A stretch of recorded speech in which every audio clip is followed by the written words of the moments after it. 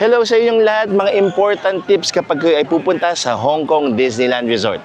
Tip number 1, kapag may dala kayong mga maleta, malalaking bagay, i-store ninyo sa luggage storage dito, 100 Hong Kong dollars per piece siya.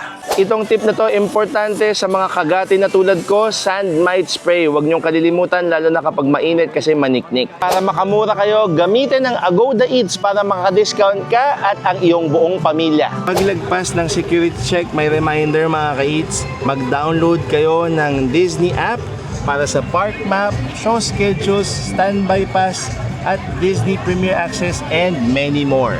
Next tip, kumuha kayo ng pin ng my first visit dito sa Disneyland City Hall. Free lang siya. Next tip, pumila sa Disneyland Fire Station kung wala kayong baong stroller o kung kailangan nyo ng wheelchair. 60 for the wheelchair, 170 for the stroller. Kumuha kayo ng meal voucher sa Agoda at gamitan nyo ng Agoda Eats. 160 HKD ang worth nun. Kapag sumobra kayo, dadagdagan nyo na lang.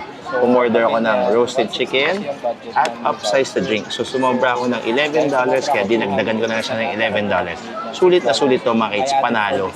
Mga ka-Eats, maraming salamat sa panonood at sana na-enjoy ninyo yung mga tips ko about Hong Kong Disneyland. Don't forget to use our codes para sa inyong next Hong Kong trip. Maraming salamat sa panonood. Until our next kain at gala.